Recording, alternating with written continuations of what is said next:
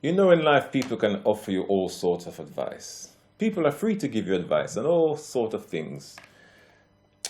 My rule really is listen because it may be good advice.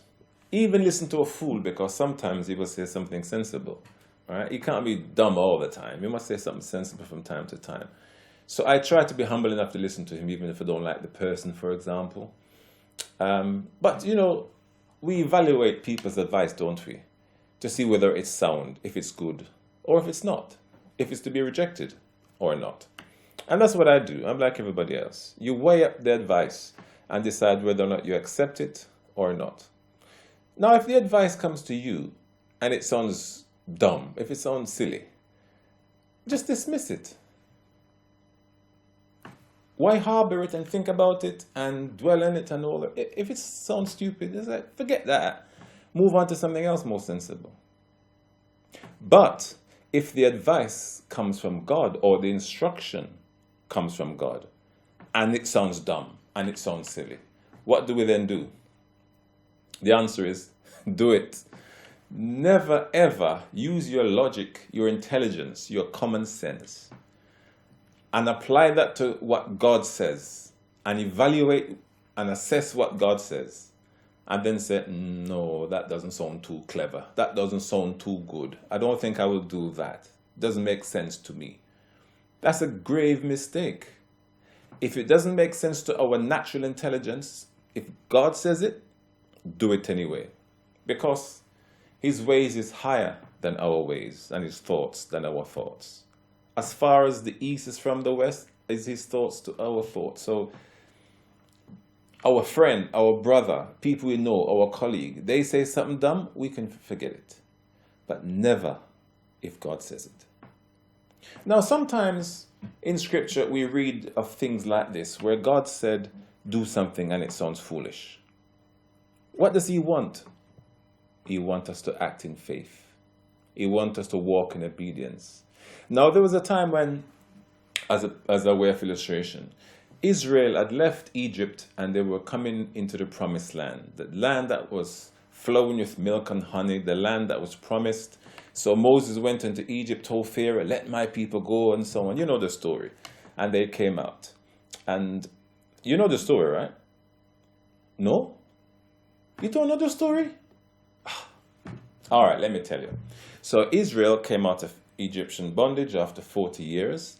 They were going to go into the promised land, but because of their sin of disobedience, their lack of faith, they had to wander around in the wilderness for 40 years. So now, Moses had died by this time, Joshua had taken over, and he was going to lead the children of Israel into the promised land. Now, they had won a few battles up to this point, and so their reputation as a nation was going around the region. The reputation of Israel's God as mighty was going around the region. So when they crossed the River Jordan to start to take this promised land, this land that was promised to them by God a long time ago, promised way back to Moses, when they were coming into the land to take it, and this was going to be a 7-year fighting campaign to take the entire promised land. They had to defeat 31 kings in the process. A lot of fighting to do. But the first battle they had to fight was against this city called Jericho. Now, the Bible says that Jericho was straightly shut up. None went out, none came in. So what was happening there is that the people of Jericho heard about the great God of Israel, who was leading the people, conquering other nations, and they were so afraid of this God, so afraid of what Israel will do, that they didn't want to go out to fight them. They had armies, and when the Lord told them that they were going to get this land, he said that there were men of valor there. There was brave men, mighty men, strong men.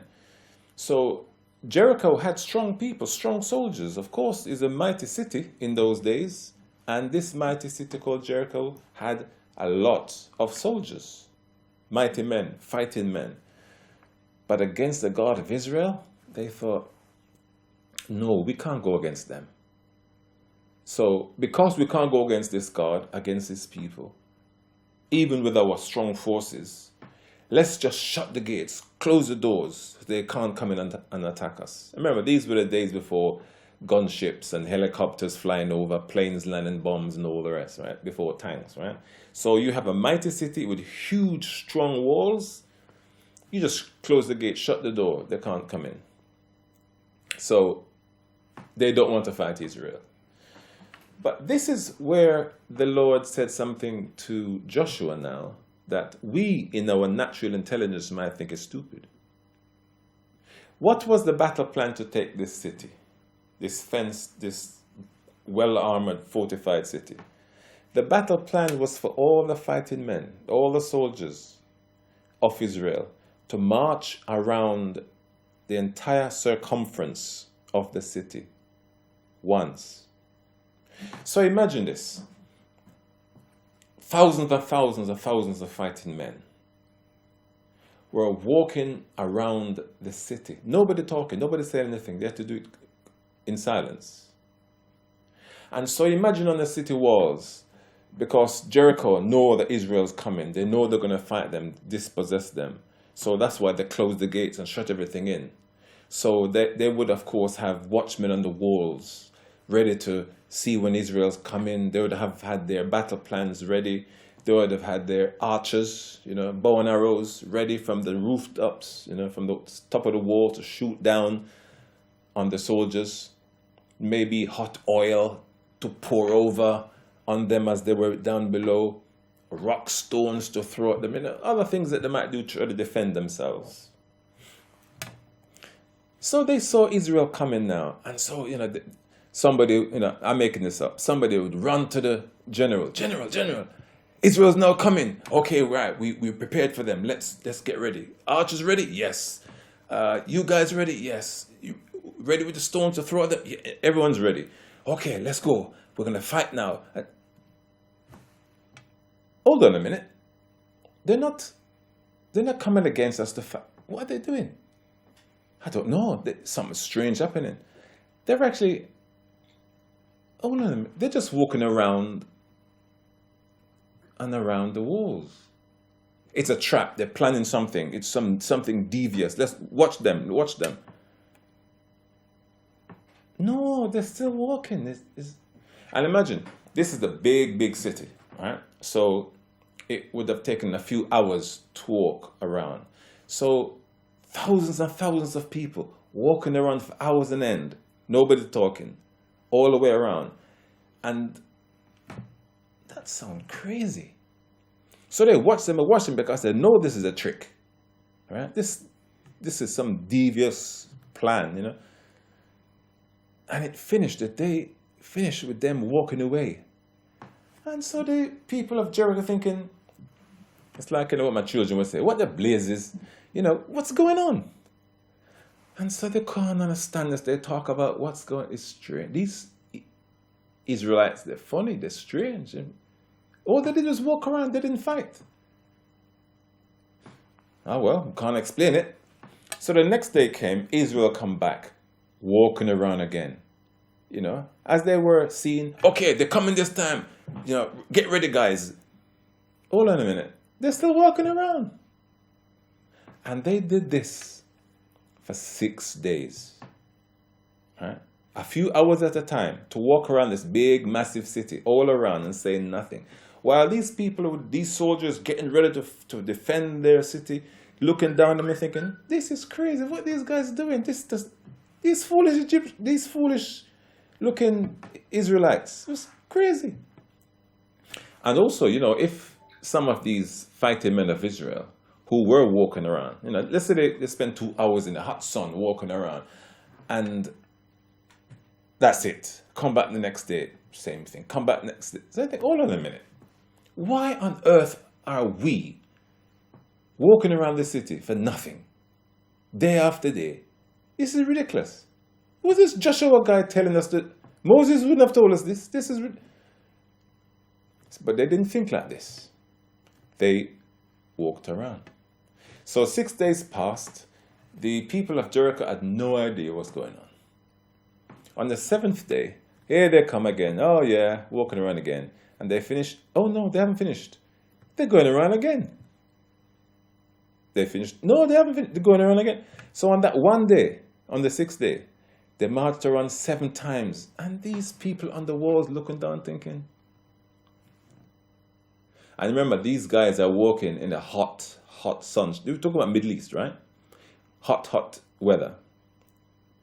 Miles and miles at a time. Non-stop. But at the end of it, they were to blow the trumpets and everybody would shout. And when they did so, the wall of the city fell down flat. Imagine this big structure, right, that they couldn't penetrate, couldn't even attack in normal fighting terms, right?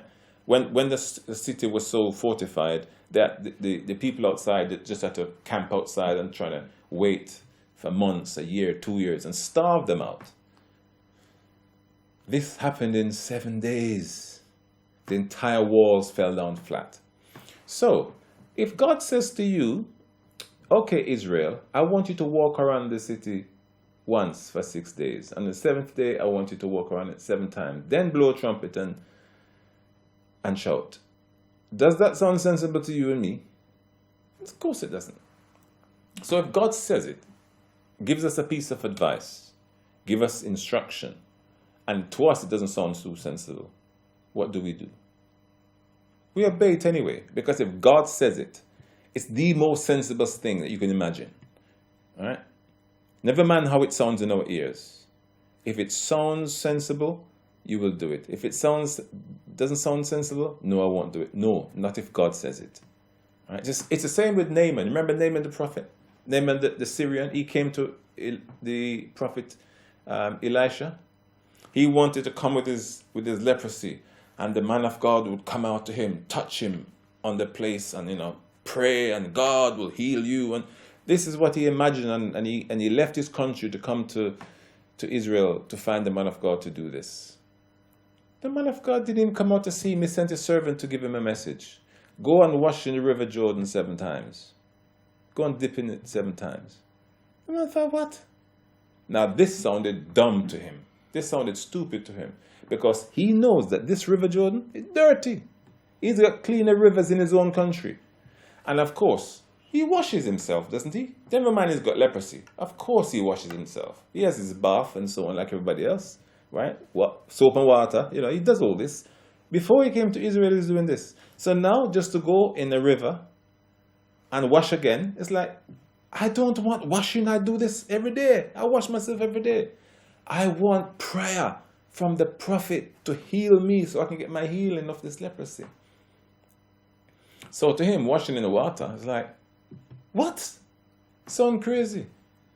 But it was a word from the man of God. It was a word from the prophet. And so if the word comes from God in such a way, what do? You do it. Now Naaman didn't want to do it, of course. He left very angry. He was insulted. And he went back to his country in a huff. But when he got this advice from this little girl, his servants who give him good advice. The prophet didn't ask you to do some great thing. He only asked you to do this small thing, just wash and dip, But you see, if Naaman, having heeded the advice and he went in the river and he started to dip, and he dipped once, came out, dipped twice, third, fourth time, anything. Why am I doing this? This ain't going to work. This is just dirty what? And then he got out. He would have left with his leprosy. He had to do it 7 times. 6 times is not enough. See, if we are to do God's will, if God tells us to do something, and we do most of it, let's say we do 90% of it, that's a lot, isn't it? We did 90%. No, it's still disobedience. If God tells you to do something, you do it. It's like Saul when he was told to go and utterly destroy all the Amalekites, and he kept back the best of the animals and the king and so on. Yeah, you may have done most of it, but you didn't do all of it. Right? Partial obedience is disobedience. You have to do all what God says. So Naaman, who heard something stupid, go and wash himself in the dirty water when he was always washing himself every day, as people do. and now he's going to do it again. What's the point of that? I want healing, man. I want the man to pray for me, and God will hear. No, but he had to do what the man of God said. And when he did, he received his healing. It's the same thing with Peter. When Jesus was walking in the water, and Lord, if it's you, bid me to come. Come, Peter. Now people think, what do you mean come? We're in a storm, we're in the middle of the ocean. You're going to get out and defy the laws of gravity, the laws of science. You can actually walk on water. Nobody can walk on water. So if you listen to it in your intellect, with your common sense, it won't make sense to you. Jumping out of a boat in the middle of the ocean, you're going to sink, right? No. If your natural mind think that, which is normal, then you won't be able to walk on water because you don't have the faith to do it. See, whenever God says something, never mind if it sounds foolish, we do it. We have to do what God says. It takes faith. It takes obedience. But as children of God, if we're going to walk in faith, if we're going to live the life that we're supposed to, then we have to walk in faith. We have to do what God says. It doesn't matter how it sounds. You may be an experienced fisherman, right? You've done it all your life. You know these waters very well, as Peter did with the Sea of Galilee, right? You know it very well. That's his living, his livelihood, his trade. And he toiled all night, slaved all night to catch this fish, and nothing, not one fish. And he, by the morning time coming, gave up, right? Getting ready to go home. It's like a wasted night, nothing. Here comes Jesus, who's not a fisherman, right? Who wouldn't know, apparently, who wouldn't know as much as Peter would and the other fishermen about the seas, about catching fish, because that's their area of expertise. But Jesus says, all right, Peter, let down your net another time. Now Peter could have thought, I've been doing this all my life. I know these waters. I know how to catch fish. Right? I respect what you say and your miracles you're doing and all the rest, but this is my area. I know my stuff. No, if he did that and didn't do what Jesus said, he would not have caught this huge amount of fish that he caught because of his obedience. And had to call his friends in other boats, please come and help, because the boats was breaking under the weight of all these fishes that they caught.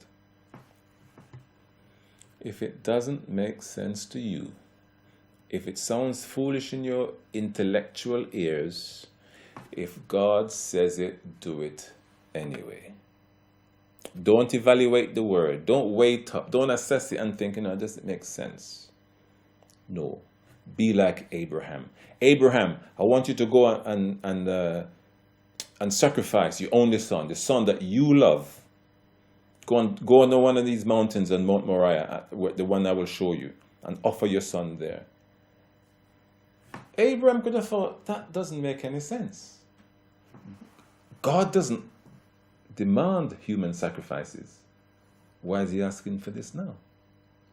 He could also say, but no, because God promised him that through his loins, through his seed, he would father a child who would become a great nation. And his lineage, his descendants would produce the Messiah. How can this happen if you kill the one that is the promised son? Because there will be no generations that will lead to the Christ, the Messiah. That don't make sense. But he thought, hold on a minute. If God says it, even though it doesn't make sense, he'll work it out. He's even able to raise up my son who I killed. So if I kill Isaac, God will still have to raise him up. And remember, he was saying at a time when there is no resurrections in history at that point. Nobody had died and come back. So in his mind, you can't point to, we today, we would look at, okay, we know that Jesus raised Lazarus from the dead. We know he raised Jairus' daughter. We know that Peter and Paul, raised people from the dead as well. So we know it's possible. So maybe God will do it again, right? We can think like this. Abraham couldn't think like this because there's no one for him to point to. Any animal that died, any human being that died, that's it, they're gone. Don't come back. But he believed that somehow God could raise him, bring him back from the dead. He was willing to go and sacrifice his son. So it might sound foolish, but Abraham was going to do it anyway. You see? This is how we ought to live as Christians. We walk by faith and not by sight. Right? We do what God says. And whenever we do what God says, it always ends up in a blessing. It always goes right. When we evaluate what God says and think, should we? Not too sure. Or do it half-heartedly because our heart is not in it, we don't believe it, and you're walking on the wrong path. You and I, as God-fearing believers in Jesus Christ, we just believe him, whatever he says. It's like Mary who knew Jesus. So when it came to at this wedding, the wine has run out.